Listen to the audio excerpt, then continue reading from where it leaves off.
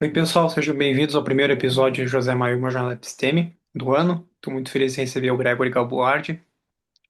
Eu queria agradecer ao Gregory que ele me ajudou a algumas revisões aí na entrevista que eu e o Danilo fizemos com o Tim Wilson, pela divulgação que ele já faz muitos anos no Facebook, muitas coisas de epistemologia contemporânea eu aprendi com o Gregory.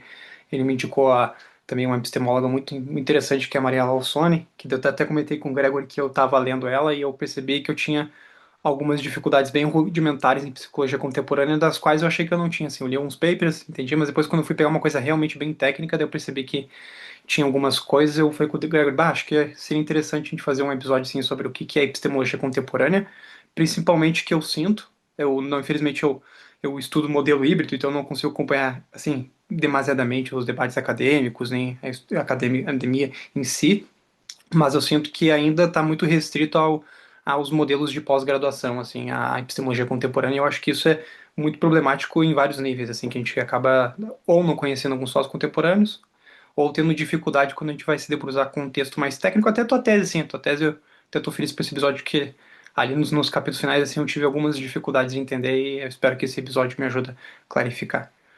Bom, pessoal, eu acho que todo mundo aqui do canal, inscrito e quem me segue nas redes conhece o Gregory. O Gregory ele é, ele é um divulgador assim, de filosofia há muitos anos já no Facebook. Agora, felizmente, ele também organizou um blog que ele vai compilar alguns textos que ele fez no Facebook, no blog para tornar mais fácil a leitura dos textos do Gregory. Bom, Gregory, e também, pessoal, o Gregory ele é doutorando em filosofia pela PUC-RS. A tese do Gregory é Ceticismo e Ambição, um estudo em metapsicologia, em metaepistemologia, perdão. Bom, pessoal, Gregory, eu queria te perguntar assim, o que te motivou a estudar epistemologia? Eu vi algumas entrevistas suas que tu falou que tu começou pela metafísica, aí tu percebeu que talvez não ia ser um caminho assim muito propício, daí tu migrou para epistemologia, assim, mas eu queria entender assim, além disso, assim, o que te motivou a estudar epistemologia, quais livros e artigos foram essenciais para te estimular e continuar nas pesquisas, assim, né? Principalmente na pesquisa do ceticismo, da qual tu é especialista. Certo. Primeiro, agradecer pelo convite, José, muito obrigado. Eu acho muito legal estar participando desse vídeo, né, dessa conversa contigo. Fico até honrado, porque tu já teve vários grandes nomes aí como convidados, né, vários grandes filósofos, né, contemporâneos, alguns dos quais que, inclusive, me influenciaram muito, e talvez isso até apareça ao longo da nossa conversa, como o próprio Williamson, que tu mencionou. E sobre o que me fez ir para epistemologia, né, como tu viu, assim, a maior motivação ela foi prática, né? No sentido de que o trabalho que eu pretendia fazer, a pesquisa que eu pretendia fazer em metafísica, eu não conseguia encontrar, pelo menos aqui no Rio Grande do Sul, mas depois eu entendi que isso se generalizaria para outros lugares do país, um departamento, né, uma pós que tivesse uma linha de pesquisa ou um interesse em acomodar aquela pesquisa, né? Isso é uma coisa que eu sempre deixo como recomendação, digamos, para alguém que está pensando em entrar na pós em filosofia, porque, assim, infelizmente, né, às vezes tem algum assunto que a gente é muito apaixonado por ele, se interessa muito por aquele assunto, quer pesquisar aquele assunto, mas, né, acontece de tu não vai conseguir encontrar um orientador para aquele assunto, não vai conseguir encontrar um departamento que acomode aquele tema. Então, é sempre bom ter um plano B ou ter alguma ideia de, bom, eu posso explorar esse outro assunto aqui que talvez seja próximo, né, similar, né, tem alguns autores que estão nesses dois temas, por exemplo, que me interessam, e trabalhar com esse, porque esse, digamos, eu consigo fazer um projeto de pesquisa para ele que seja aprovado em uma pós. No caso, né, teve então essa motivação prática, né, eu queria fazer um trabalho muito específico em metafísica da lógica, não estava dando certo, eu tentei por 2 anos, e aí eu fui para epistemologia porque eu vi que era uma área na qual eu conseguiria fazer pesquisa, né, na pós, que era uma área desses departamentos, né, por exemplo, no caso aqui a URGS, a PUC, e há anos também, a própria Unicinos, também outros aí que existiam na época, né? Porque isso a gente está falando de 2012, 2013, que foi quando eu comecei a tentar, né, entrar na pós. E aí, uma razão mais teórica daí que fez eu me interessar por epistemologia foi que quando a gente está falando de metafísica, de teorias metafísicas, a gente geralmente está falando de conhecimento a priori sobre a realidade, né? O famoso sintético a priori lá, né, do Kant. Teses metafísicas, elas costumam ter essa natureza. certo? Por exemplo, né, vou dar um exemplo aqui, uma tese metafísica, a teoria da verdade como correspondência, né, que seja, a gente poderia formular, né, entender como a tese de que a verdade nessa relação se trata de uma relação entre proposições e fatos, né? Esse é um tipo de tese que, se a gente tem conhecimento dela, não parece que esse conhecimento, por um lado, ele possa ser empírico, não tem nenhuma experiência que a gente possa, né, não tem nada perceptual, né, diretamente é óbvio, né, a gente não enxerga nem proposições, nem fatos, quanto menos relações entre eles. Mas, além disso, né, não parece nem ter até indiretamente algo empírico que pudesse estabelecer essa tese. Não tem alguma teoria científica que estabelece que a verdade é uma relação entre fatos e proposições, por exemplo. Ao mesmo tempo, também não é uma verdade matemática, não é uma verdade da lógica, não é uma verdade formal, não é também uma verdade conceitual, não parece talvez que o próprio conceito de verdade exija que a gente acredite que a verdade é essa relação. No entanto, que existem outras teorias da verdade disponíveis, né, no mercado, teorias rivais da teoria da correspondência. Então, se a gente tem conhecimento dessa tese, né, ou pode ter conhecimento dessa tese, parece, né, que pelo menos uma forma, né, que esse tipo de conhecimento pode ter é de ser a priori, né, sobre o mundo, né? Não é difícil ser mais sobre o mundo do que ser a verdade, né? Ser essa relação entre fatos e proposições. E aí o que isso me fez pensar foi que eu precisava ter uma boa defesa. Se eu pretendia defender que alguma teoria metafísica que eu defendo, né, é item de conhecimento, que eu sei que ela é verdade, né, ou pelo menos posso ter boas razões epistêmicas para crer que ela é verdade, parece que eu preciso estar comprometido com a tese de que eu posso ter conhecimento a priori sobre o mundo.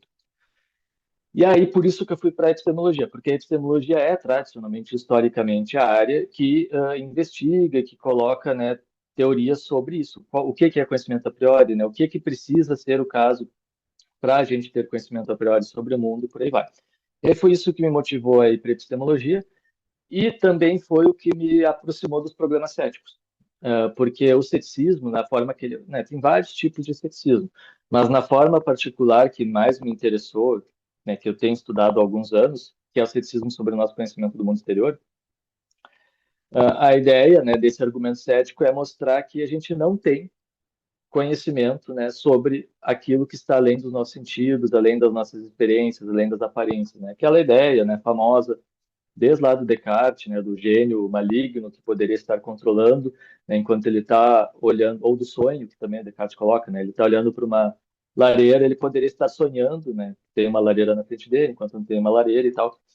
Então, como que a gente pode explicar, né, ou defender que a gente tenha conhecimento sobre o mundo exterior? Parece, né, assim, eu entendi assim na época, principalmente, que se eu quero defender que eu tenho conhecimento metafísico sobre o mundo, no mínimo eu tenho que ser capaz de defender que eu tenho conhecimento sobre o próprio mundo, conhecimento sobre o mundo exterior. Né? Para eu saber que existem fatos, parece que pelo menos eu tenho que saber, ser capaz de saber que existem árvores. Né? E foi essa linha de raciocínio, mais ou menos, que me fez, né, tomar o rumo que eu tomei. Bom, Greco, eu vi que agora tu também publicou um texto sobre idealismo e tu tá planejando publicar mais algumas coisas no teu blog? Como é que tá indo o processo? Greco, Gregory, Gregory. Acho que travou um Ah, pouquinho, tá, travou? Ah, tá. eu acho. Não, agora voltou, mas eu tinha terminado minha resposta, não sei se tu falou mais alguma coisa, mas Não, travou. não, eu só te perguntei como é que tá a relação do teu blog, assim, tu pretende publicar mais alguma coisa? Como é que... Então, a minha ideia é porque eu tenho ali desde, vamos lá, 2014, talvez 2013, 2014, eu fico publicando mais textos, eu publicava textos filosóficos, né, mais densos às vezes lá no Facebook. Só que às vezes eu ou outras pessoas queriam recuperar esse texto e é horrível, né? O Facebook ele não é feito para isso. É até tu catar, cadê aquele post teu que tu falava disso, disso, daquilo? E às vezes eu também eu tentava lembrar de alguma coisa que eu já tinha argumentado ou discutido e queria retomar e era chato, era ruim, né? Então eu resolvi, eu tô acompanhando agora, né? Eu fico olhando lá esse acervo que eu tenho no Facebook e aos poucos, ao longo desse ano, eu pretendo levar esses textos que estão lá para o Substack, né? Que é como se fosse um blog. E aí, claro, eu vou esses textos, alguns deles são bem antigos, né? como eu disse, por aí, há mais de 10 anos, alguns deles. Eu vou, talvez, adaptar, atualizar eles, se for o caso, acrescentar algum comentário, né, fazer alguma coisa que eu entenda que é uma melhoria. Mas a minha ideia é usar ele como um repositório mesmo, né? Pegar tudo isso, esse material que eu tenho no Facebook e passar para o Substack. Só que também, enquanto isso, eu vou colocar material novo no Substack diretamente, né? Eu já tenho feito isso. Eu tenho 3 textos lá agora, mas desses 3, 2 são novos. São textos que eu nunca tinha publicado no Facebook, né? Então, a minha ideia é fazer essas duas coisas, né? Recuperar material antigo, né, lá do Facebook, e colocar no Substack, e produzir material novo também, que vai ir direto para o Substack, mas que eu vou continuar divulgando no Facebook, né? Minha ideia é só não fazer aqueles posts enormes, né, e tudo mais, e deixar perdido lá no Facebook. Minha ideia é concentrar tudo no Substack. Perfeito. É, eu comecei a ler o de Idealismo, só não terminei ainda, eu achei bem interessante. Greg, tem algum livro novo, assim, que tu leu, assim, epistemologia contemporânea, que tu achou interessante, assim, que você divulgar? Eu vi que tu falou sobre aquele do reabilismo, do, Ah, sim, sim, do Bedor, do do Bedro. Bob Bedor, que eu terminei de ler ele, inclusive, essa semana. É muito bom. O Bédor, assim, ele é um autor que eu já conhecia por artigos, né? Não sei se ele já tinha algum livro publicado de autoria dele. Acho que ele já tinha editado coleções daqueles livros que são, às vezes, coleções de artigos, né? Coisas assim. Não sei se ele tem algum livro. Em todo caso, eu já tinha lido artigos dele. Eu acho ele um autor excelente, assim. Não é nem só por eu concordar com várias coisas que ele defende, mas porque ele é extremamente claro, né? Escreve de uma maneira bastante até acessível muitas vezes, né? Tem alguns autores que eles estão lidando com tópicos difíceis e eles não fazem muita questão de facilitar a vida para o leitor, né? E tem outros que não, que às vezes fazem um esforço de tornar aquilo mais acessível, e o Bedor é um autor que faz isso muito bem. Inclusive, nesse livro, é um livro que eu acho que qualquer pessoa aí que já tenha feito uma disciplina de epistemologia, assim, contemporânea, eu até posso voltar naquele ponto que tu levantou, né, depois sobre a epistemologia contemporânea dentro aí desse contexto da filosofia brasileira. Mas assim, é um livro que eu recomendo aí para qualquer um que tenha alguma base, né? Já leu alguns verbetes lá de Stanford, né? Já leu alguns artigos por aí. Ler, a pessoa pegar e ler o artigo do Goldman clássico que existe em português, né, traduzido lá, o que é a crença justificada, na crítica. Não precisa muito para conseguir ler e aproveitar esse livro do Bedor, né? Que é um livro bem frutífero para se entender o que é o confiabilismo, qual que é a situação do confiabilismo na epistemologia contemporânea e tal. Então, esse é um livro que, assim, eu recomendaria tranquilamente. Eu não respondi, no fim, a tua pergunta sobre um livro que lá atrás, né, teria me influenciado mais a também a perseguir a epistemologia. E tem um livro em especial, eu até te passei ele naquela lista, que acho que depois tu vai disponibilizar, né? Mas que é o Em Defesa da Razão Pura, do Lawrence Bonjour, que não existe em português, né? Em inglês é In Defense of Pure Reason. Aí tem um subtítulo, mas o título é esse. E esse livro foi bem influente para mim, foi bem importante, exatamente porque nesse livro o Bonjour ele faz essas duas coisas, né, que eu apontei como problemas que me motivaram. Uma delas é ter uma teoria e uma defesa do a priori, porque tanto a noção de conhecimento quanto de justificação a priori, elas, né, foram alvos aí de um ceticismo bem intenso no século passado, na segunda metade, especialmente do século passado, muito graças ao trabalho do Quine, né, e alguns outros empiristas até de antes do Quine. Mas, então, o Bonjour ele faz ao mesmo tempo essa defesa do a priori contra esses críticos, empiristas e naturalistas, né, que tendem a ser céticos em relação ao a priori, e, ao mesmo tempo, ele também articula lá uma resposta ao ceticismo mais amplo, né? O ceticismo em relação ao conhecimento sobre o mundo exterior, que é ligado, no caso dele, com essa defesa que ele faz do a priori. Mas, sim, não sei se tu quer que eu mencione algum outro livro, alguma coisa, mas só esses dois eu acho que Não, já são ótimos eu acho tão livros. ótimos.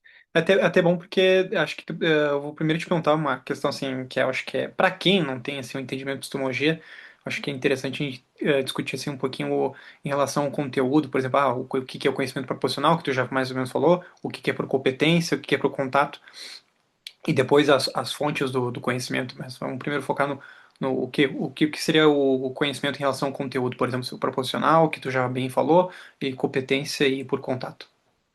Tá. Eu vou aproveitar até para antes de entrar nisso, já só uma coisa que tu trouxe que eu acho importante, né?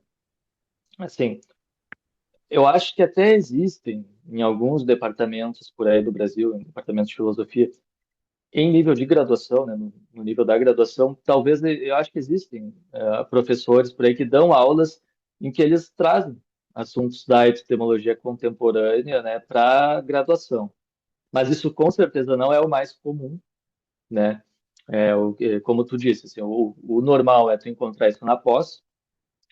E, e assim, eu penso que isso não é nem só a epistemologia, tá?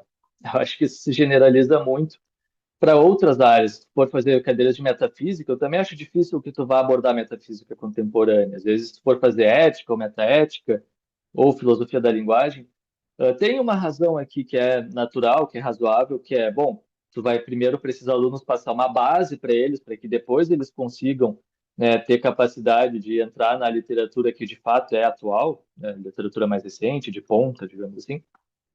Mas tem uma outra característica aqui, que é do modo como a filosofia é praticada no Brasil, né, que normalmente tem um viés muito histórico, né? O normal aí nas graduações é falar, começar lá nos gregos e abordar aquela sequência histórica, né? Depois fala ali dos medievais, aí chega nos modernos, e aí não acaba nunca chegando na contemporânea, né? Por exemplo, no caso da epistemologia. E, enfim, aí é uma questão dessa abordagem mesmo, que ainda é muito comum, muito popular, né? Muito difundida. Por contraste, né? Se eu, por exemplo, fosse dar uma aula para a graduação de epistemologia, não seria a minha abordagem, não seria uma abordagem histórica, seria uma abordagem focada em problemas. Eu pegaria problemas, né? Porque tem, por exemplo, o problema do que é o conhecimento, né? Do conceito de conhecimento, da análise do conhecimento.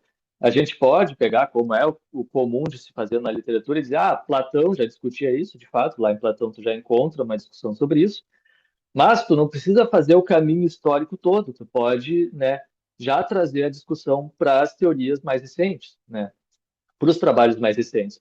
E aqui, sem sugerir que exista qualquer demérito em quem faz o trabalho histórico ou quem tem um interesse pela história, né, das ideias, pela história da discussão filosófica daquele problema, ou por alguma questão mais exegética. Não é esse o ponto, né? Não é de dizer que há um demérito nisso, mas sim o de que há outras formas de abordar, né, esses temas, algumas históricas, outras não necessariamente históricas, e aí, né, eu acho que seria melhor se isso, né, se houvesse uma diversidade maior nesse sentido, que permitisse que os alunos de graduação também tivessem um contato com os trabalhos contemporâneos que são feitos em filosofia.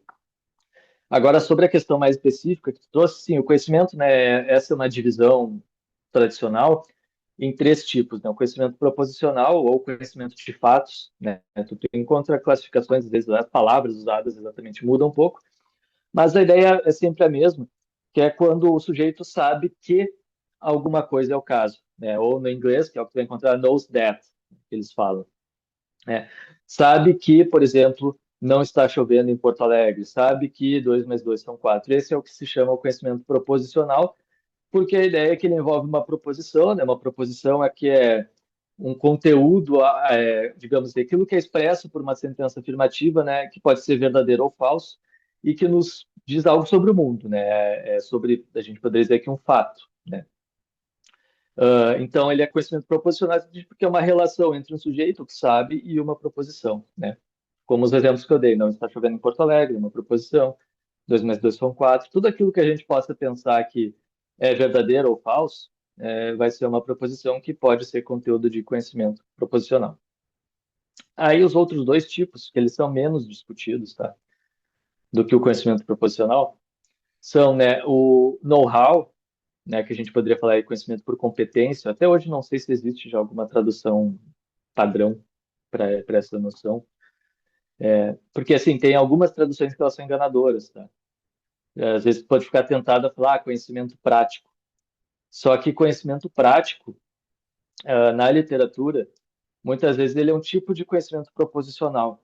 Ele é saber o que deve ser feito, né? Por exemplo, se eu sei que está acabando o gás de cozinha na minha casa e eu quero comprar, eu não quero ficar sem gás, né? Então eu sei que eu devo chamar a pessoa que entrega o gás, devo chamar o entregador de gás. Estou dando um exemplo bem tosco, mas isso poderia ser considerado um caso de conhecimento prático, mas que não é know-how, né? Porque aqui é um caso de conhecimento proposicional. Eu sei que devo chamar o entregador de gás, né? É uma proposição. O know-how, ele é mais, ele diz respeito a habilidades, a competências, né? Por isso a gente fala conhecimento por competências, que é, por exemplo, saber andar de bicicleta, né? Exemplo clássico, saber nadar, saber preparar um bolo, né? Saber cantar, saber tocar violão, todas essas coisas que envolvem habilidades, né? E aí existe uma discussão intensa na epistemologia e que até acaba envolvendo outros campos sobre a relação entre o conhecimento proposicional e o conhecimento por competência, né? Se, por exemplo, eles são independentes, né? Se o conhecimento proposicional é uma coisa, o know-how é outra, ou se existe alguma ligação mais profunda entre eles. Por exemplo, tem pessoas, né, essa posição é conhecida como intelectualismo, que defendem que o know-how, o conhecimento por competência, ele é redutível ao conhecimento proposicional. Então, né, essas pessoas, esses autores, eles defendem que saber andar de bicicleta, né, saber como andar de bicicleta, é ter conhecimento de algumas proposições. Né? Não existe uma diferença profunda aqui de natureza entre essas duas coisas. E tem anti-intelectualistas que negam isso, que pensam que não. Né? O conhecimento por competência ele não se reduz ao conhecimento proposicional. Né? Saber andar de bicicleta não é fundamentalmente saber algumas proposições. Essa é uma discussão. E aí, o terceiro tipo, né, que tu trouxe ali, que é o conhecimento por contato, que no inglês se usa acquaintance, né, a gente traduz aqui por contato, tem quem traduza também por familiaridade. Mas aí a ideia desse tipo de conhecimento é que ele é um conhecimento de objetos, né, por contraste com proposições. Por exemplo, alguém pode falar, eu conheço Paris. A pessoa, nesse caso, Paris é um objeto, Paris não é uma proposição, né? Não é algo que é verdadeiro ou falso, é uma cidade. Então, quando a pessoa está afirmando algo assim, parece que ela está afirmando uma relação epistêmica, que é um tipo de conhecimento, mas que é de um objeto, né? E aí tem toda uma discussão aqui que ela acaba se aprofundando no tema do fundacionismo, tá? Na epistemologia, na teoria da justificação, porque essa relação, a relação de contato que um sujeito pode ter com algo, ela é uma relação importante para algumas formas de fundacionismo, né? Em particular aquilo que se chama de fundacionismo clássico e tal. E vários autores, né, o Russell, por exemplo, é um dos, acho que mais antigos aí que defendiam um tipo de teoria desse tipo, no qual nós temos essa relação de contato com alguns particulares, e universais ele defendia também. Mas tem uma relação de contato, por exemplo, com uma sensação específica, e vai mudar o tipo de objeto que pode ser o relata, né, dessa relação de contato. Mas, assim, esse terceiro tipo de conhecimento, aí ele acaba, ele é mais específico, digamos assim, né? Não tem tanta discussão sobre ele. Tem mais discussão dentro desse eixo que eu mencionei, que é das teorias fundacionistas, em particular das teorias fundacionistas clássicas, mas ele, às vezes, por exemplo, tu pode pegar algum manual aí de epistemologia hoje, né, e alguns famosos, né, não tão recentes, tem o do Feldman, por exemplo, Epistemology, tu vai ver manuais por aí que nem vão falar quase de conhecimento por contato, tá? Porque ele é mais nichado mesmo, ele é uma noção de conhecimento mais, né, ela é mais relevante para alguns assuntos mais específicos, né? E muita gente, por exemplo, pensa que conhecimento por contato, ele se reduz ao conhecimento proposicional. Conhecer Paris é conhecer uma série de proposições sobre Paris. Alguém poderia defender isso, por exemplo, né? E parece mais plausível nesse caso do que parece no caso do conhecimento por competência. Lá essa tese anti-intelectualista, ela tem um apelo intuitivo, né? Talvez nos pareça estranho que saber andar de bicicleta seja saber uma série de proposições, né? Como se tivesse uma lista de proposições que tu consegue ler e dizer, pronto, agora eu sei andar de bicicleta, né? Então, eu entendo o apelo intuitivo que o anti-intelectualismo tem lá no caso do conhecimento por competência, mas no caso do conhecimento por contato, aí já não é assim, né? Parece que talvez conhecer objetos, né? Saber o que é uma cadeira, ou conhecer certa cadeira que você está olhando, é saber uma série de proposições sobre ela, sobre a forma dela, a cor dela, a posição dela, a distância que está dela e por aí vai. Então, mas seriam esses três tipos, né, de conhecimento. E aí tu falou da fonte, né? Aí, quanto às fontes, tá? Fontes de conhecimento ou de justificação, tá? Aqui geralmente se fala das duas coisas, porque existe a suposição de fundo de que a justificação é necessária para o conhecimento, né? Mas também porque é, essas fontes elas estão profundamente ligadas à produção de crenças, né? Então, é por isso que tu acaba falando, quer falar seja de conhecimento, e conhecimento implica crença, né, normalmente, seja de justificação, e aí tu quer falar de crença justificada, tu acaba falando das mesmas coisas, porque a origem acaba sendo a mesma, né? Então, as principais 5 origens, que são essas, né, o feijão com arroz, digamos assim, que a gente encontra nos manuais, são percepção, né, os sentidos, aí, a percepção, no caso aqui, aquilo que gera as experiências perceptuais, né, tudo que a gente vê, que a gente ouve, que a gente sente o cheiro, né, os nossos sentidos, como fonte de conhecimento e de justificação, né. A introspecção, que é a nossa capacidade de examinar interiormente, né, os nossos próprios estados mentais, é como a gente sabe que está com dor, que a gente sabe que está com fome, que a gente sabe o que que a gente está pensando, né, e por aí vai. A, Aí tem também o testemunho, né, quando é aquilo que as pessoas nos dizem, que elas transferem de conhecimento para nós, né? Por exemplo, um professor nos ensinando coisas, né, sobre diversos assuntos, ele está nos fornecendo conhecimento por testemunho ou justificação, né, crença justificada. Aí tem a memória também, que é importante, né, lembrar, basicamente, né, é tudo aquilo que a gente armazena de conhecimento e que a gente consegue recuperar. E a última, né, a quinta, seria o a priori ou a razão, né? Algumas vezes se diz a razão, mas que é essa nossa capacidade de saber as coisas puramente com base na reflexão sobre elas, né? E tem os exemplos clássicos, né? Tanto da matemática, né? 2 menos 2 igual a 4, quanto da lógica, né? Quanto, por exemplo, alguns casos também tradicionais que seriam de verdades conceituais ou analíticas, né? Por exemplo, como saber que nenhum solteiro é casado, tudo que é vermelho é colorido, por aí vai. E, enfim, são essas as 5, né? As 5 fontes clássicas. Perfeito, obrigado. Agora, para a gente entrar assim, no cerne, acho que provavelmente um dos papers mais clássicos de epistemologia contemporânea é o do Gettier, assim, o que que exatamente é o problema do Gettier, assim, e o que que ele trouxe assim, no debate, o que que ele minou ou não na teoria clássica epistemológica, o que que exatamente consiste o famoso problema do Gettier? Tá.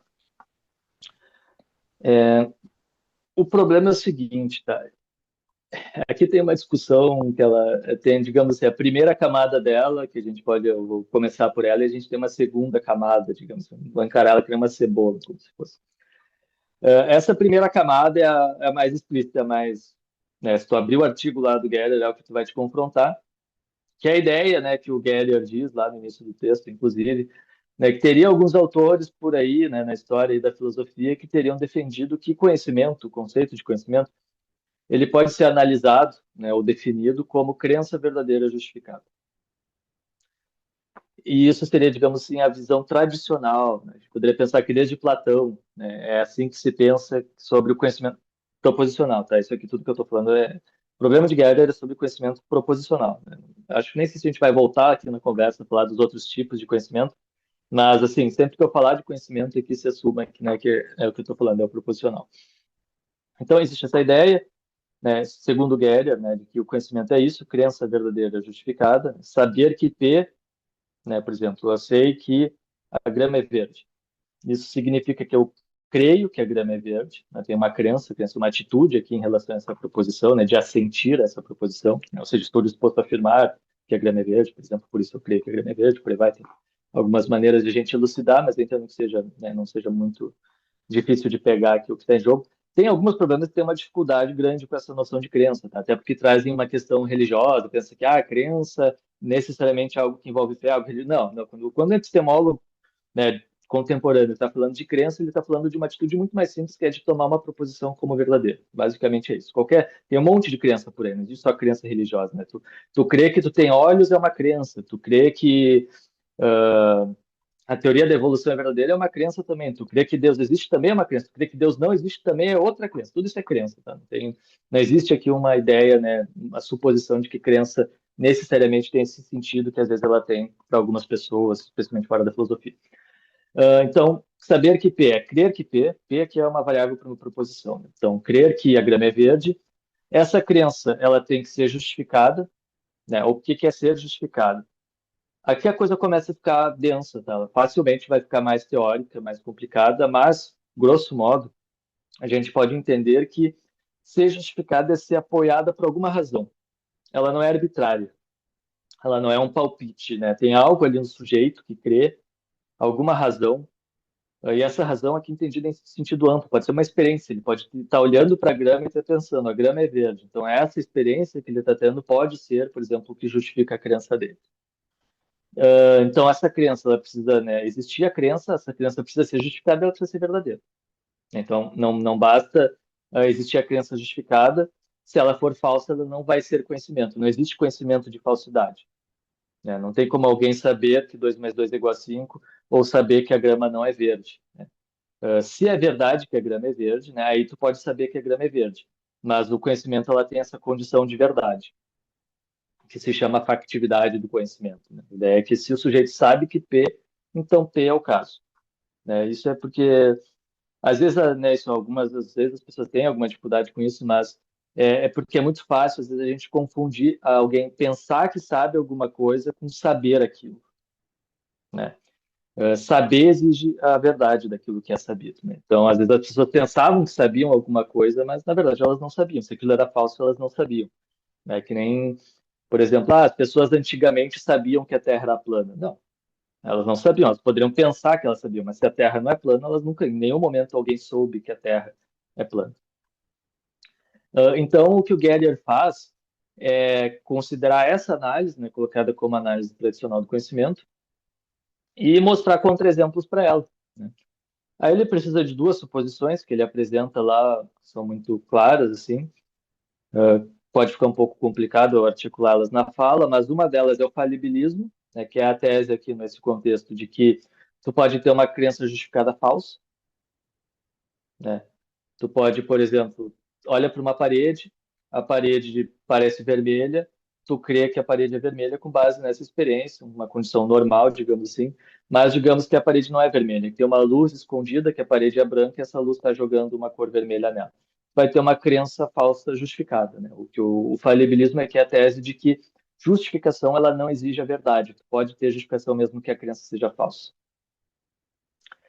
E a segunda condição, que, né, suposição, digamos, que o Geller formula, é o fecho da justificação, né, que é a ideia de quando tu faz uma dedução competentemente, né, se tu crê que P e deduz Q de P, e a tua crença em P é justificada, a tua crença em Q também vai ser justificada, né? Então, por exemplo, para usar aquele exemplo mais manjado que existe, né, do Sócrates.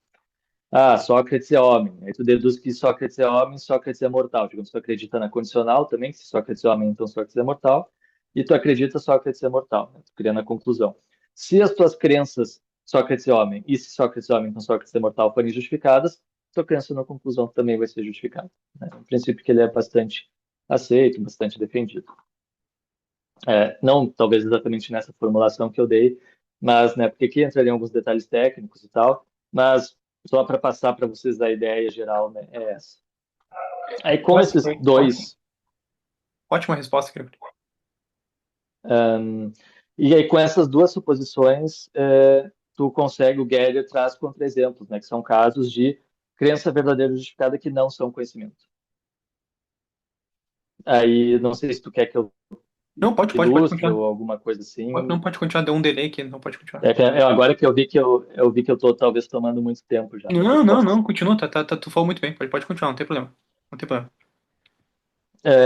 Aí, bom, eu vou dar um exemplo, porque o Geller ele traz dois exemplos lá, que são os clássicos dele.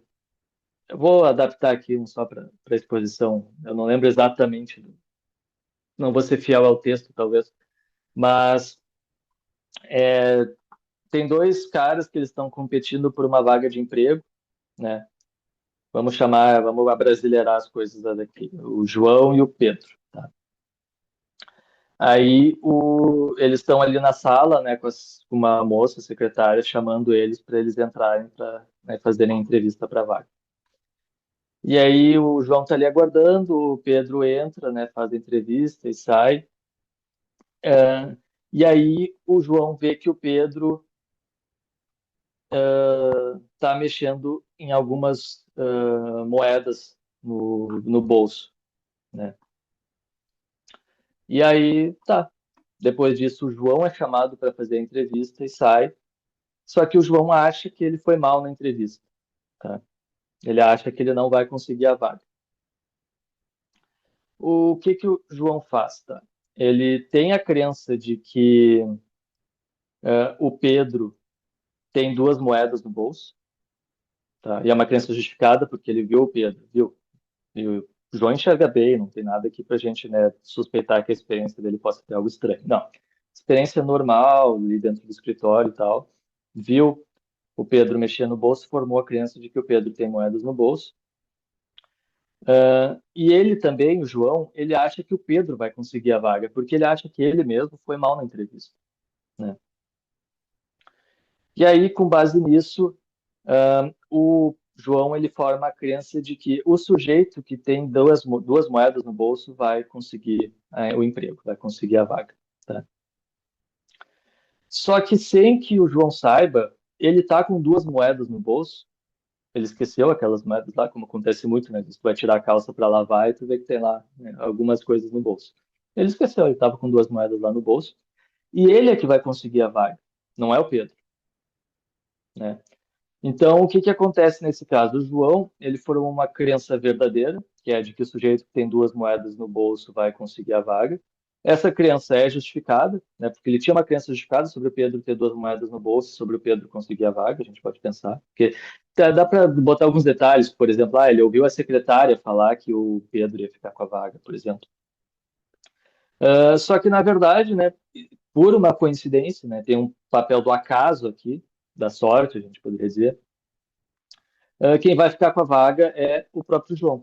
Então, o João tem uma crença verdadeira e justificada, né, de que o sujeito que tem duas moedas no bolso vai ficar com a vaga, só que a gente não quer dizer que ele sabe que ele, né, que vai ficar com a vaga. Ele não tem conhecimento de que o sujeito com duas moedas no bolso vai ficar com a vaga.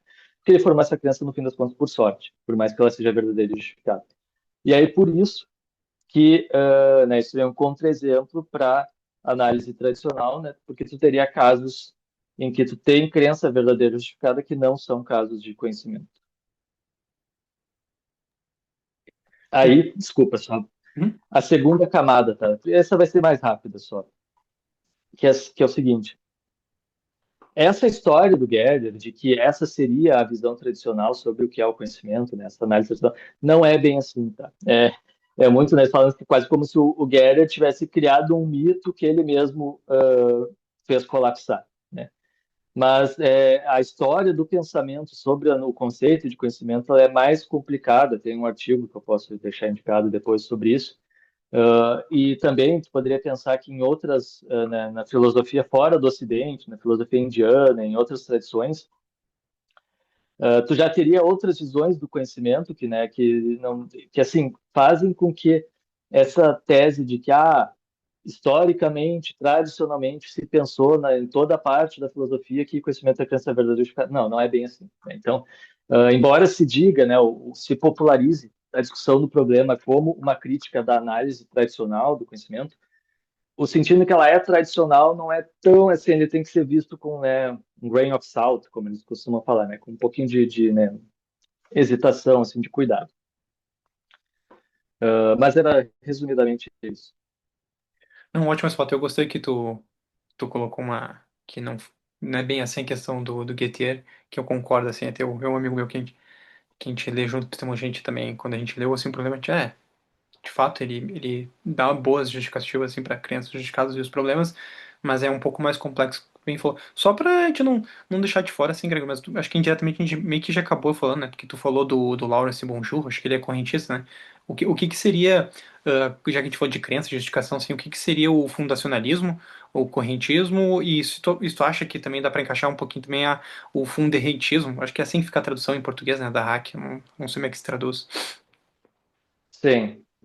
Sobre o Bonjour, ele foi coerentista, foi um dos principais até, até o final dos anos 80 ali. Depois ele abandonou, tá? Depois ele se tornou um fundacionista, inclusive fundacionista bem vocal, digamos assim. Essas posições, na verdade, assim, as tradicionais seriam três. né? Tirando o ceticismo, né? Se a gente incluir o ceticismo, seria a quarta, né? Só que o ceticismo às vezes não é incluído porque ele, em princípio, ninguém quer. É uma posição que ninguém quer defender, que ninguém quer ocupar. Porque essas posições elas surgem em um certo contexto, né? Que é o contexto do problema da estrutura da justificação. Tá? Historicamente, até um pouco mais complicado que isso. Historicamente, na verdade, ela surge lá com o ceticismo pirrônico, que é um tipo de ceticismo, só que o ceticismo pirrônico, ele não é só como se fosse assim, uma teoria, né? Ele nem é, de fato, assim, a gente teria que forçar a barra para dizer que ele é uma teoria.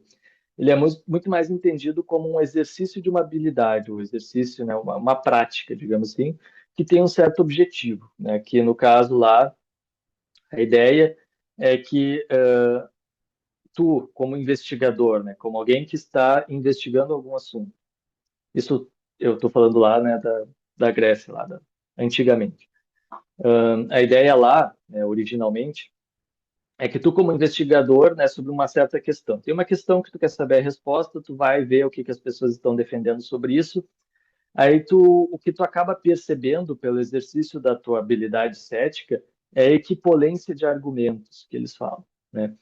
Que é basicamente a ideia de que os argumentos acabam empatando, né? Se tu exercita bem essa tua habilidade, é o que tu vai encontrar.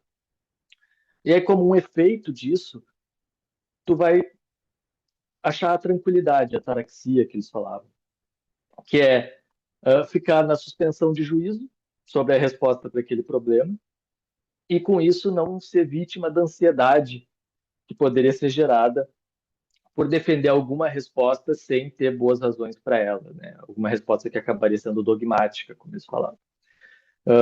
E aí, um dos modos de se exercitar essa habilidade, né, de identificar a equipolência, digamos assim, detectar a equipolência, ficou famoso pela gripa lá, que é um modo em que tu pede pelas razões, basicamente, fazer algumas simplificações meio grosseiras aqui, mas espero não distorcer demais, tá? Mas tu pede pelas razões, basicamente, para a crença que aquela pessoa tem, para aquilo que aquela pessoa está defendendo, né? E aí, esse modo, esse trilema, ele busca mostrar que tem três caminhos, né, que vão invariavelmente resultar no fato de que essa crença tem que ser abandonada, ela é injustificada, né, e que o mais adequado vai ser a suspensão de juízo, que vai gerar lá a tranquilidade. Aí, um desses modos, né, tu vai pedir pela razão da pessoa, e essa outra razão vai ser outra crença, né, e aí vai chegar em um ponto que ou essa crença que é a razão, ela não tem nenhuma outra razão por trás dela, e nesse caso ela vai ser arbitrária, né? Se ela não tiver nenhuma outra razão apoiando, ela vai ser simplesmente dogmática, e nesse caso tu vai ter que abandonar a crença porque ela não é justificada, a gente poderia recuperar aqui a noção de justificação, né? E não vai nem poder ser conhecimento, pela mesma razão. Ou, se ela não para subitamente, mas ela pega alguma outra crença que já foi apresentada antes, ela está andando em círculo, né? Então, por exemplo, você crê que a Terra é redonda. Por que que você crê que a Terra é redonda? Por isso, isso e aquilo. Vai te dar uma outra proposição, digamos. Que. Aí, por que você crê que Q? Aí você diz R, dá uma outra proposição como razão para a tua crença. E assim tu segue, até que daqui a pouco tu volta para P, né? Tu volta para a Terra redonda.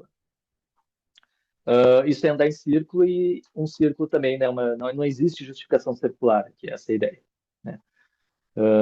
E aí o terceiro resultado possível seria tu ficar infinitamente recuando, né, das crenças, né? Para cada vez tu acha outra razão, né? Tu crê que P porque Q, crê que Q porque R, crê que R porque S, e por aí vai, né? Infinitamente. Só que nós somos seres com capacidades finitas, né? Seres humanos com nossas limitações. Então, isso também geraria, no fim das contas, uma crença injustificada. Então, né, tu tem ou o caso que a crença é dogmática porque ela não tem nenhuma razão por trás dela, ou ela vai andar em círculos e por isso vai ser injustificada, né? Porque uma crença não pode justificar a si mesma, no fim das contas. E ou terceiro caso, ela não vai ser justificada porque ela vai ter um regresso infinito, né? Tá. Isso, né, originalmente foi pensado como um modo desse cético pirrônico identificar quando ocorre a equipolência e suspender juízo. Na discussão contemporânea, toda essa parte, né, que vem junto com o ceticismo pirrônico, entendido como uma prática, ela foi deixada de lado. E o que se faz é entender esse problema da estrutura da justificação como um problema teórico. Então, tira da conversa toda a história sobre a tranquilidade, sobre suspensão, tudo isso sai, né?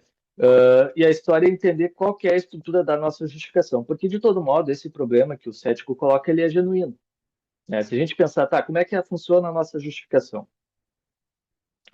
Ou a gente vai ter a crença que não tem justificação, mas como que ela vai ser justificada sem ter justificação? Não tem como, né? Então, como que a gente vai pegar esse primeiro chifre, digamos assim?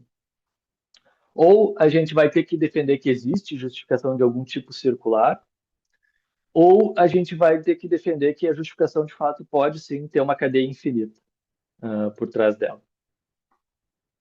E aí isso gera as três posições principais. Fundacionismo, né, que aí é a ideia de que nós temos crenças que elas são justificadas em si mesmas, digamos assim, elas são autoevidentes, por exemplo, ou elas têm algum tipo de justificação que não é uma outra crença, né, que não é uma inferência, não é um raciocínio, é algum tipo de justificação não inferencial, isso é o que tradicionalmente o fundacionista vai defender.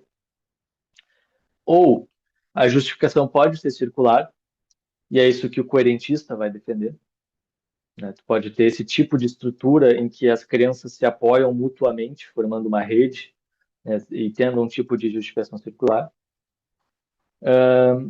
E aí aqui tem algumas diferenças, né? Tem de fato o que se fala que é o coerentismo linear, que é quando tu tem a crença em P sendo justificada pela crença em Q, e a crença em Q é justificada por R, é justificada por P, forma uma linha, como se fosse.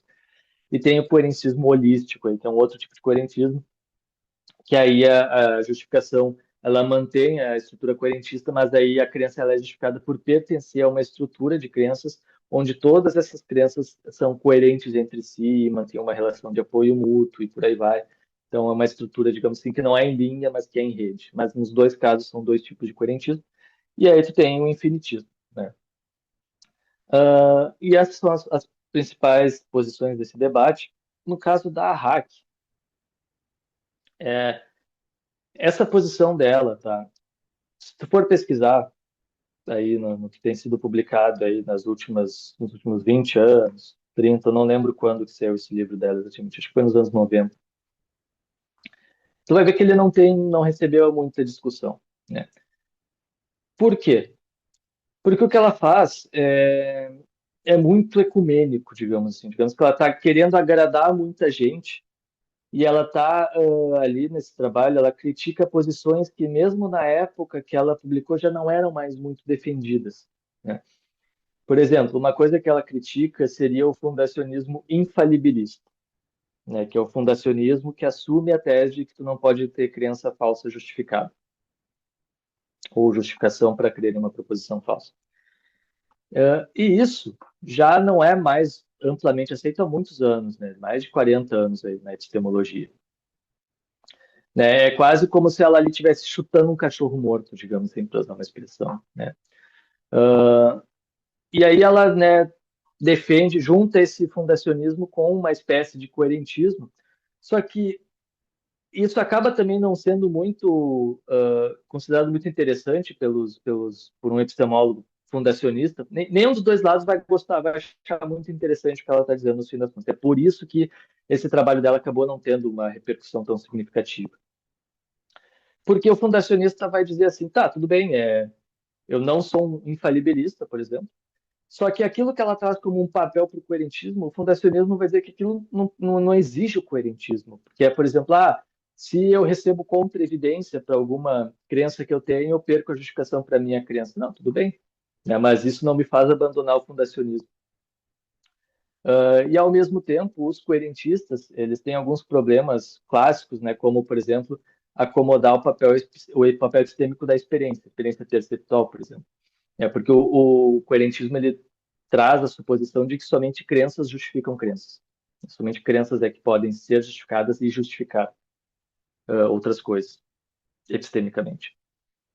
E aí fica difícil tu acomodar a experiência, que não é uma crença, entendendo a experiência perceptual como não sendo crença, né, formada por crença, fica um pouco difícil de te explicar, né, que papel epistêmico a experiência tem, sendo que parece que ela deveria ter um papel, né? Parece que, por exemplo, tu crê justificadamente que a grama é verde depende bastante da tua experiência visual com a grama, né? E o coerentista ele tem mais dificuldade em dar uma explicação para isso do que, por exemplo, o fundacionista, ou até a gente poderia dizer o infinitista. E aí, mas também ele não vai ver nada de muito que ajude muito ele nesse sentido lá no trabalho da Hack, né? Até por isso, né, para resumir, assim, por isso que o funderentismo, a gente poderia traduzir assim, não pegou. É por isso que ele não se tornou. Né, e tu tem várias outras teorias que foram surgindo ali na mesma época, mas que se tornaram muito mais discutidas, né, e influentes na área, como a epistemologia das virtudes, né, como o próprio, né, variações de confiabilismo que foram surgindo paralelamente naquela época, porque também o eixo da discussão ele foi muito para o tópico externismo e internismo. E a posição da Hack, ela é uma posição internista, mas que também não se aprofunda nessa discussão. Ela não coloca lá aqui e por isso a gente tem que aceitar o internismo. Não, a Hack nem entra nesse mérito, né? E aí acabou ficando de lado, né? Por isso que hoje também, se tu for pegar manuais, aí, especialmente os mais recentes, tu não vai encontrar lá uma grande discussão da Hack, talvez às vezes ela nem seja mencionada, embora tu com certeza vai encontrar um capítulo ou mais de um dedicado a essa discussão da estrutura da justificação e a essas três, essas sempre aparecem, essas três sempre aparecem, né? O fundacionismo, o coerentismo e o infinitismo. Às vezes aparece alguma outra junto. Greg, eu fiquei pensando aqui, agora que tu trouxe muito bem assim, o ceticismo, o correntismo, o fundacionalismo, também fez críticas a bem Paulista da Hack, até tu mencionou ali meio assim a questão do confiabilismo, também tem o clássico artigo do Goldman que a gente já falou nessa entrevista. Tu acha que em função dessa dificuldade que a gente tem assim de justificar crenças e até mesmo tipo de do acesso ao mundo externo, assim, porque a gente tem limitações de conhecimento, tu acredita que isso de alguma forma a gente acaba caindo num jogo de acrasia epistêmica assim com céticos? Ou que tu acha assim que a gente por a gente não saber, por exemplo, a pessoa não sabe a pessoa não tem boas explicações para explicar por que que a Terra é plana, então ela facilmente poderia cair num jogo cético por falta do conhecimento, assim. Acho que, não sei se eu me fiz entender. Sim, eu acho só que a gente poderia dividir isso que tu disse em vários problemas, assim, com, né, graus diferentes aí de complexidade. Tem o primeiro, tá, que tu tá tocando, que diz respeito a essa disputa que eu acabei de falar do externismo e do internismo, né? Que são exatamente concepções diferentes sobre a natureza tanto do conhecimento quanto da justificação, tá? Mas especificamente do modo como tu formulou aqui, a gente poderia pensar na justificação. Porque o internismo, ele costuma ser essa tese de que a justificação para a crença, ela, de algum modo, tá? Ela precisa ser. Tem duas vertentes aqui tradicionais, tá? Do internismo. Tem o que se chama acessibilista e o mentalista.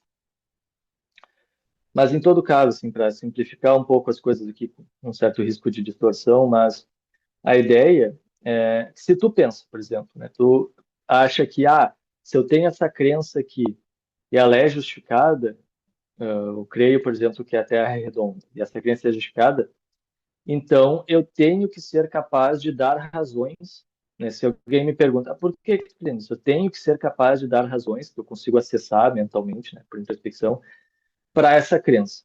Né? Minha crença só vai ser justificada se ela for apoiada por alguma razão que eu consigo acessar, né, por introspecção e entender que isso se trata de uma razão que justifica, né, a minha crença, que torna, por exemplo, mais provável que ela seja verdadeira, né?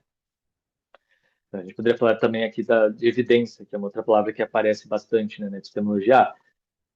Tua crença ela vai ser justificada se ela está apoiada pelas evidências que tu tem, né? E essas evidências que tu tem, tu consegue, na tua vida mental, identificar elas e oferecer elas, né? Tu consegue articular, verbalizar elas, né? Para alguém que te questione ou, inclusive, para ti mesmo. Essa é uma visão internista. Né? A visão externista nega isso, é a negação disso.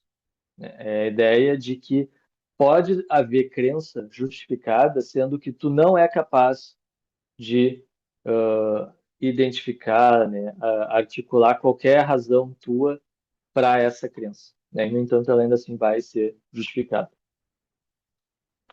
O internismo, historicamente, ele tem esse risco de levar ao ceticismo, né? Inclusive, uma das razões que faz muita gente rejeitar o internismo é essa, é pensar que, no fim das contas, o internismo leva ao ceticismo, né? Ele é vítima do ceticismo.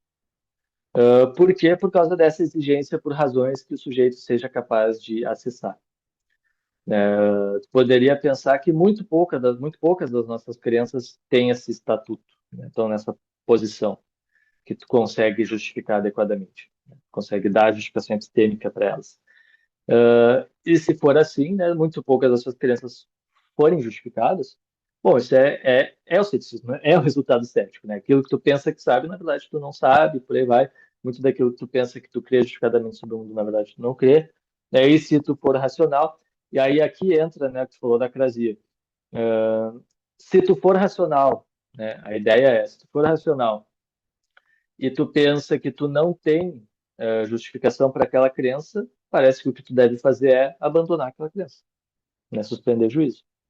Eu acredito que a Terra é redonda, mas pensando aqui, eu percebi que eu não tenho nenhuma boa razão para crer nisso. Bom, acho então que eu tenho que recuar, né? Tenho que voltar para o estado de dúvida, né, sobre a Terra ser redonda ou não. Isso parece, né, uma condição de coerência, né? E casos de acrasia são casos, né, aqui é uma discussão mais complexa, então eu não vou conseguir, até porque eu já estou tomando muito tempo, mas me aprofundar nela. Mas a ideia, né, é que parece, no mínimo, haver algo de problemático num sujeito que, por exemplo, creio que a Terra é redonda, mas não tenho nenhuma razão para crer que a Terra é redonda. Imagina alguém afirmar, a Terra é redonda, mas não sei, não tenho nenhuma razão para crer que a Terra é redonda. Parece ter algo estranho, né? Parece ter algo errado, e parece que o sujeito seria de algum modo irracional, se esse fosse o estado mental dele. E aí essa é uma outra discussão. Tá? É uma discussão que ela não tem uma ligação direta com esse problema cético, né? Mas é assim, ela forma aqui ela está num conjunto de discussões que tem algumas conexões, às vezes mais fortes, às vezes mais fracas, entre as posições, né? Por exemplo, entre internismo, externismo e posições sobre acrasia e tal. É mais fácil, por exemplo, para um externista defender que existem casos de acrasia racional, ou seja, casos em que o sujeito pode ser racional enquanto ele, por exemplo, crê que P e crê que ele não tem razões para crer que P, né? Para o internista seria mais complicado dizer que esses casos são possíveis, por exemplo. Mas não sei se isso responde bem Não, não muito bom. Desculpa a pergunta complexa, assim, que eu fiquei pensando aqui quando tu tava na tua fala, assim, daí eu pensei nisso. Mas falaste muito bem. Só, eu acho que a última questão, então, Gra, só pra finalizar, pra gente falar. Eu fiz uma questão que vinculou vários temas da tua tese, mas só pra pegar o cerne, assim, da tua tese. O que seria exatamente o argumento da ambição? Tu consegue falar em poucas palavras, se não for incômodo? E tu ataca algum tipo de ceticismo específico? E por que que tu acha que ele é uma ferramenta útil contra os céticos, o argumento da ambição? Tá. Na verdade, o trabalho na tese ele é meta-epistemológico porque ele não é uma resposta para o ceticismo, né, para o argumento cético. O tipo de ceticismo que eu estou discutindo lá é o ceticismo que eu mencionei brevemente antes, que é o ceticismo sobre o conhecimento do mundo exterior, né? Não é o ceticismo pirrônico, por exemplo. Não é o ceticismo lá da tríade fundacionismo, não diz respeito à estrutura da justificação, diz respeito ao conhecimento sobre o mundo exterior. E aí, o que eu coloco em discussão lá diz respeito a uma posição que se tornou muito comum entre epistemólogos que discutem, tratam desse tema de ceticismo, que eu chamo de modéstia, né? Não sou eu que dei esse nome, não foi eu que batizei, é o nome da literatura já, foi dado pelo Pryor, se eu não me engano, o Jim Pryor. mas é uma posição que antecede a ele, já tinha sido defendida por outros autores. Basicamente, a ideia é a seguinte, né? A gente pode saber que o ceticismo é falso, né? A modéstia, aqui, é a seguinte tese.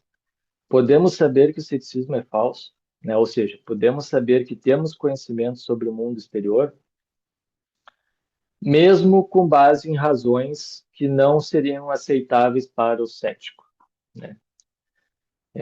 Ou seja, né, aqui o caso paradigmático de razão que não seria aceitável para o cético. É a experiência perceptual, né? Se a gente pensar no caso do conhecimento sobre o mundo exterior. Por que que não é aceitável? Não, porque a ideia é, vamos pegar a hipótese da Matrix, né? Eu nem sei se Matrix ainda é popular hoje, né? Se muita... Eu sou velho, eu vi Matrix no cinema, Eu né? Eu vi também, eu Matrix também. o primeiro. Eu vi o primeiro no cinema. Às vezes hoje, às vezes as referências mudam, né? Se eu for falar com alguém de 20 anos hoje, eu sou que Matrix, não faço nem ideia do que seja isso. Mas a ideia, né, em Matrix é que as pessoas elas estão numa simulação, né? Uma realidade virtual toda simulada, enquanto elas estão lá dentro de uns casulos, né? Sendo sugados pelos robôs e tal. Funcionam como baterias, né? Fontes de energia para as máquinas e tal. E enquanto a gente está lá, a máquina deixa a gente aí mergulhado, digamos, nessa ilusão, nessa realidade virtual. E na filosofia, o que é comum para se usar também é a hipótese do cérebro na cuba, né? Que na verdade tu não tem nenhum corpo, né? A hipótese de que tu é um cérebro, né? Que uns cientistas malucos, alienígenas, talvez pegaram, colocaram numa cuba, te deixam flutuando lá no fluido que te nutre, né? Te mantém vivo, oxigena, sei lá o que que se tem nessa sopa, e aí te ligam os eletrodos, e aí esses eletrodos, né? Eles estão ligados a um computador e eles mandam sinais que ativam regiões do teu cérebro que seriam aquelas que as tuas experiências normalmente ativariam, né? Então, tu chuta uma bola, né? Isso ativa uma reação ali no teu cérebro, que é acompanhada por uma experiência visual, né? Por exemplo, de tu tá chutando a bola e tu sente a bola na ponta do pé e por aí vai. E aí, né? A gente tem essa hipótese em que tu poderia ser um cérebro, né? Não tem nem perna, nem bola, não tem nada. Só está recebendo o estímulo ali do computador, né? Que é gerando essa ilusão, essa experiência aparente. Mas tua crença de que tu está chutando uma bola, por exemplo, é falsa, né? Não tem nada assim. Essa é uma hipótese cética. E a ideia aqui é as tuas experiências, elas podem estar nesse contexto. Elas podem estar sendo geradas por um computador, né? Ao invés de estarem sendo geradas pelo mundo, digamos assim. Né? Normalmente, no caso bom, como se costuma falar, tu tá tendo uma experiência de ver uma bola e chutar ela, sentir ela no teu pé, porque tem uma bola ali que os teus sentidos estão né, te informando sobre, estão te trazendo dados sobre aquilo, causalmente, inclusive, né, provavelmente, né? Ou seja, a bola, com as propriedades físicas dela, causa em ti a experiência, né? A luz bate nela, pega no teu olho, gera uma experiência visual, por aí vai. Isso é o normal, isso é o caso bom, digamos assim. Mas poderia ser que não fosse assim. Poderia ser que não tivesse bola nenhuma, tivesse só o computador lá ligado no teu cérebro, tu nem tem um corpo, e todas as tuas crenças, então, né, sobre o mundo, tu crê que está chutando uma bola, que tem uma árvore na tua frente, tudo isso é falso, não existe nada disso, as tuas experiências são enganadoras. E aí é por isso, né, que se entende que no contexto da discussão sobre ceticismo, sobre o conhecimento do mundo exterior, as experiências perceptuais, elas não são aceitáveis para o cético, né? Só que aí alguns autores, né, eles defendem essa tese da modéstia, de que a gente pode saber que a gente tem conhecimento sobre o mundo exterior, mesmo com base em razões que não são aceitáveis para o cético, né? Ou seja, razões que a gente teria, mesmo que a gente tivesse, né, no cenário cético, e que o próprio cético, pela hipótese dele, né, indica que não apoiam a verdade daquilo que a gente crê. E o que eu defendo nessa tese é que a modéstia é falsa. Eu defendo a ambição, que é a tese de que se a gente pode saber que o ceticismo é falso, então a gente pode saber disso com base em razões aceitáveis para o cético, né? E aí tem três argumentos lá que eu ofereço, né? A maior parte da tese é rebatendo, né, argumentos em defesa da modéstia, né? Mas, assim, como eu acho que nenhum deles funciona, né? Não mudei de ideia sobre isso, acho que nenhum deles funciona. Só que eu preciso dos argumentos positivos, né? Senão eu ficaria simplesmente suspendendo o juízo, ficaria em dúvida sobre a modéstia ou a ambição. Mas daí eu trago lá três argumentos em defesa da ambição. E deixa eu ver qual que eu poderia Tem o da mencionar evidência, brevemente aqui. acho que, se eu me recordo bem, tu falou da evidência e tem aquele outro do... É que assim, eu não vou, até porque assim, é um assunto que é difícil na fala eu conseguir articular ele tão bem, né? O ideal seria eu ter uma imagem, ter um texto com as premissas articuladas, o que que exatamente eu estou criticando, né? O que que exatamente eu estou fazendo com o raciocínio aqui. Mas, assim, só para dar uma ideia geral, eu acho, da minha estratégia, tá? Em defesa da ambição. O ponto é que a justificação a priori, né, ela não é disputada pelo cético, né, por esse cético, ela não é ameaçada. Existem argumentos céticos contra a justificação a priori, mas esse argumento, que é o que eu discuto sobre o conhecimento do mundo exterior, ele não ameaça a justificação a priori, né? E aí a minha estratégia, basicamente, é mostrar que mesmo o pessoal que defende, digamos assim, a ambição, que quer defender que a nossa justificação perceptual, né, pode justificar a crença de que a gente tem conhecimento sobre o mundo exterior, geralmente eles fazem isso porque eles têm alguma justificação a priori para alguma tese que, por sua vez, permite que as experiências sejam justificação para a crença sobre o mundo exterior. E essa justificação a priori ela é aceitável para o cético, né? Então, é como se o pessoal que defende a modéstia, eles quisessem quase defender que não, que a justificação para a gente crer que a gente tem conhecimento sobre o mundo exterior, ela pode ser completamente empírica e tá tudo bem, né? E o que eu acho implausível, né? Eu acho que o que realmente poderia fazer algum sentido é eles terem justificação a priori para a tese de que, mesmo que a justificação para essas crenças, né, relevantes seja empírica, ainda assim, por alguma razão que eles teriam que articular, elas permitiriam que houvesse conhecimento sobre o mundo exterior. Não precisa nem ser só a priori, isso é algo que eu detalho um pouco lá também, né? A gente pode pensar que ela teria que ser da poltrona, como se costuma falar. A justificação da poltrona é aquela que pode ser a priori ou da introspecção, né? Que é tudo aquilo que tu não precisa levantar para olhar, para sentir, para nada, né? Só ali no processo de reflexão e de exame dos teus estados mentais tu consegue acessar. Assim, eu não vou conseguir entrar no detalhe porque pela natureza do assunto mesmo. E também porque, assim, honestamente, faz uns 4 anos aí já que eu não penso mais muito lá na tese, no mínimo uns 4 ou 5. Não lembro dos detalhes também dos três argumentos que eu ofereço lá. Acho até que são dois, porque É, são... um deles é o que eu critico, na verdade, é um que existe na literatura, que eu apresento, que é uma defesa da ambição do Michael Weber. Só que eu critico porque a defesa que ele faz é muito interessante, aliás. Eu acho que vale muito a pena ler o artigo dele, é um artigo muito bom, ele é um cara muito engraçado. Se alguém quer dar risada lendo artigo de filosofia, eu recomendo ler ele, porque ele é ótimo. Ele faz uns diálogos muito bons, assim. E ele defende uma estratégia, só que ela não é epistêmica, ela é mais ou menos prática, né? A linha dele é mais assim, tu está sendo intelectualmente ruim se tu aceita a modéstia, né? Ele dá um exemplo lá de um cara no escritório que é acusado pelo chefe de ser, sei lá, de ser um assediador ou de ser racista, alguma acusação terrível, assim. E aí, digamos que é tu. É bom tu te colocar no papel desse cara que está sendo acusado nesse caso, né? O teu chefe chega e te diz, tu é racista, tu vai ter que ir embora, não dá. E tu, digamos assim, fica chocado por aquilo, porque tu não pensa que tu não tem essas atitudes, não deu nenhum sinal de que tu teria. Só que aí o teu chefe começa a te dar razões. É porque fulana disse, ou porque eu ouvi tal coisa, e digamos que nenhuma delas te convence, né? Tu acha péssimas. Não, mas nenhuma dessas razões é uma boa razão para dizer que eu sou racista ou qualquer coisa assim. E aí o teu chefe te diz, não, tudo bem, não, eu não estou preocupado que tu ache elas boas. Me interessa que eu ache que são boas razões. Então, vai embora.